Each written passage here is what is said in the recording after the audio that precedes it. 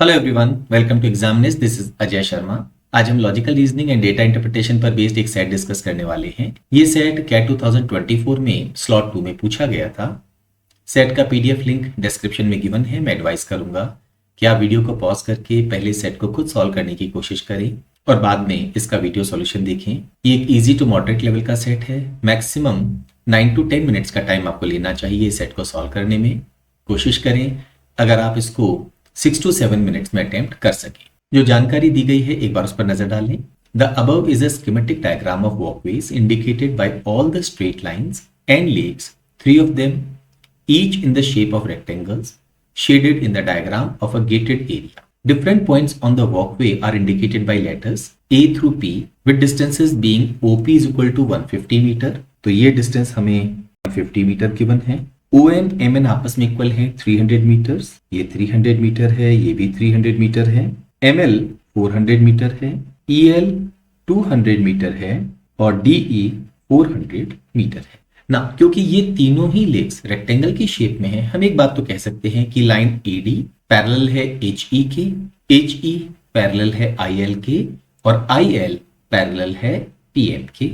Similarly line DM parallel है line CN की, विच in turn parallel है लाइन BO की, और ये तीनों ही लाइनें उन 4 लाइनों पर परपेंडिकुलर है। कुछ स्टूडेंट्स के मन में एक बहुत वैलिड डाउट है कि sir what about the line AP, क्या ये गिवन है इस पूरी इंफॉर्मेशन में कहीं भी कि ये लाइन इनके पैरेलल है, या क्या हम इसे अज्यूम करके आगे बढ़े? जरूरी नहीं है कि लाइन पैरेलल हो, क्योंकि हम एक ऑल्टरनेट डायग्राम पर नजर डाल सकते हैं। यहां हम देख सकते हैं कि ये 4 लाइनें हॉरिजॉन्टल जो लाइन है ये एक दूसरे के पैरेलल है, ये 3 लाइनें एक दूसरे के पैरेलल है और इन चारों पे परपेंडिकुलर है।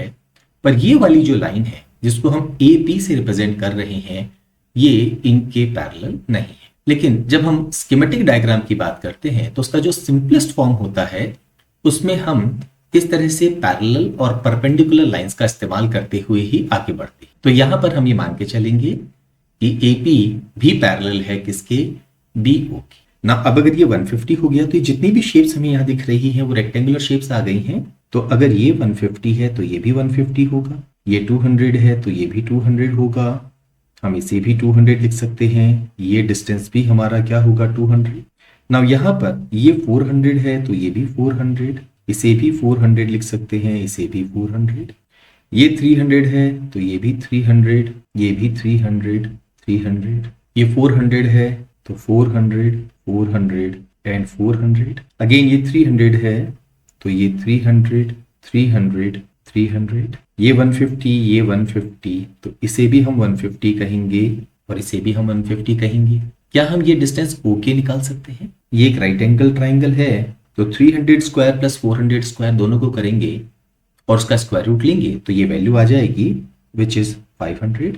सिमिलरली यहाँ पर 150 स्क्वायर प्लस 200 स्क्वायर करेंगे, सॉल्व करने पर स्क्वायर रूट लेने पर ये वाली वैल्यू हमारी क्या आ जाएगी, 250।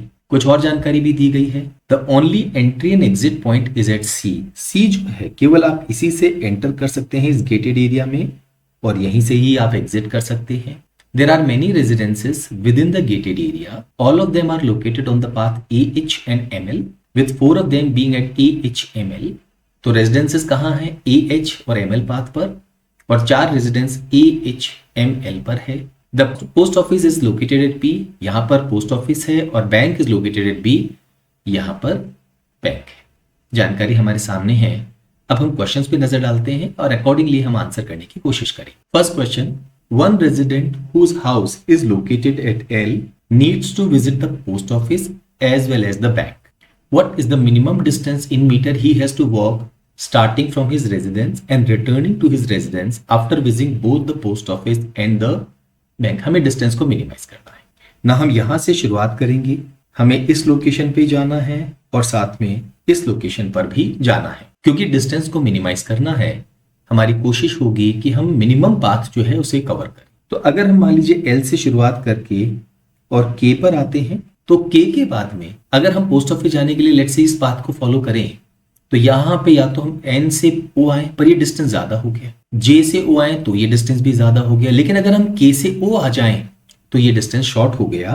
तो हम यहाँ पर क्या करेंगे, ये वाला पाथ फॉलो करेंगे और यहां से हम यहां आ जाएंगे। अगर हम सीधे भी चले जाते तो भी दिक्कत वही होती, हमें एक 300 चलना पड़ता है, एक 400 और एक 150। यहां हमें 500 चलना है और 150 चलना है, तो डिस्टेंस कम। तो एल से हम कहाँ आएंगे, पोस्ट ऑफिस, ये वाला पाथ फॉलो करते हुए। यहां से बैंक जाना है तो हम पहले यहां जाएंगे। अगेन यहां पर एक हमारे पास में डायगोनल पाथ है, हम इसे अप्लाई करेंगे और ये बैंक पहुंच जाएंगे। बैंक पहुंचने के बाद हमें वापस एल तक आना है, तो अब हम कोई भी पाथ ले सकते हैं। मे बी हम सीधे जाके इस तरह से आ जाएं या बीच में कहीं से हम घूम जाएं, क्योंकि अब हमारे पास कोई शॉर्टकट अवेलेबल नहीं है। तो लेट अस से हम यहां से यहां गए हैं और यहां से यहां आ गए। ये हमारा शॉर्टेस्ट डिस्टेंस होगा। क्या डिस्टेंस कवर करना पड़ा, 300 plus 500, 800 plus 150, 950 plus 400, 1350 plus 250, 1600 plus 400, 2000 plus 300, 2300 plus 300, 2600 plus 400, 3000 plus 200, 3200 metres. ये वो शॉर्टेस्ट डिस्टेंस है जो उनको कवर करना है। सेकेंड ऑप्शन हमारे इस क्वेश्चन का आंसर होगा। Next question, one person enters the gated area and decides to walk as much as possible before leaving the area without walking along any path more than once and always walking next to one of the lakes. Note that he may cross a point multiple times.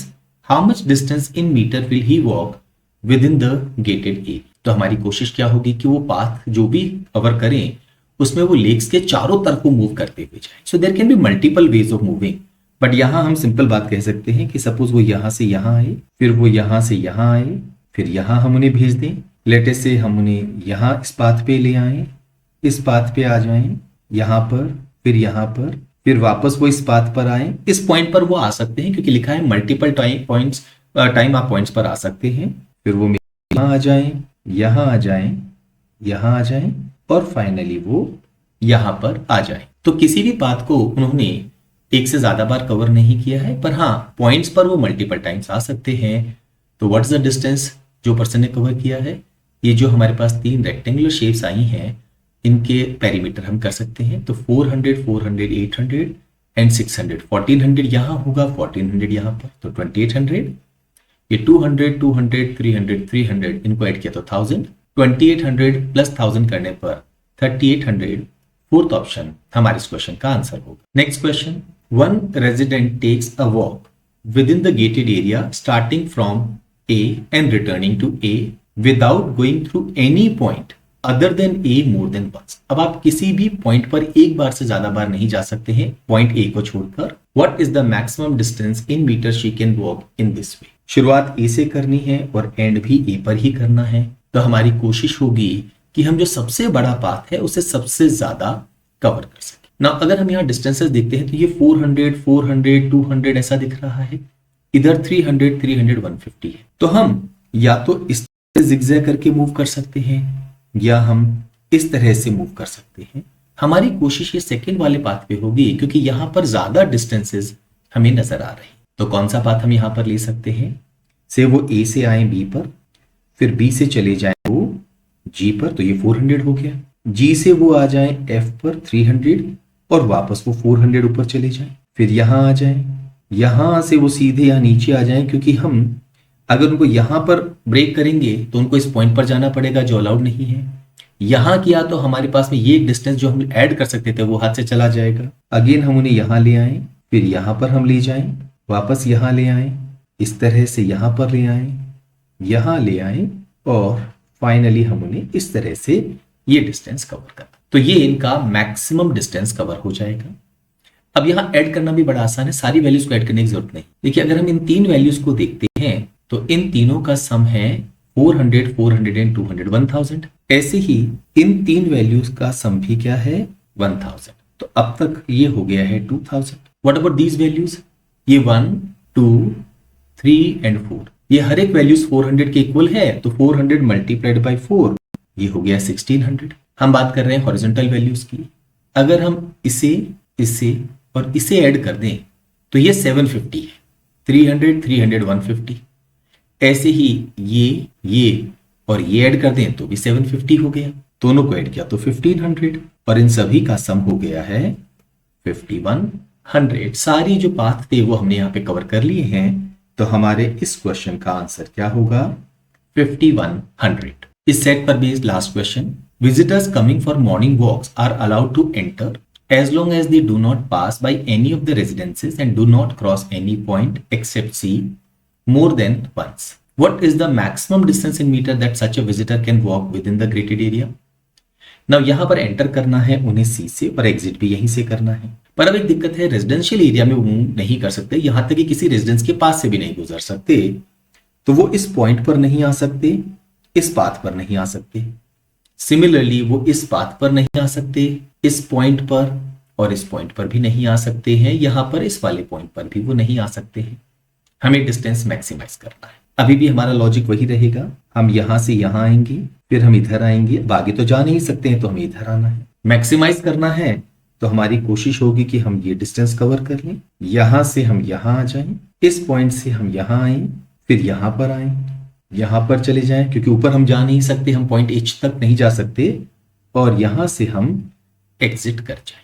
क्या अब हम इस distance को add कर सकते हैं? Again we can see ये distance और ये distance, this is equal to 1000। Similarly ये डिस्टेंस और ये distance, this is also equal to 1000। What about horizontal distances? ये और ये तीनों मिलके हो गया है 750, एंड ऐसे ही ये और ये भी मिलके हो गया है 750।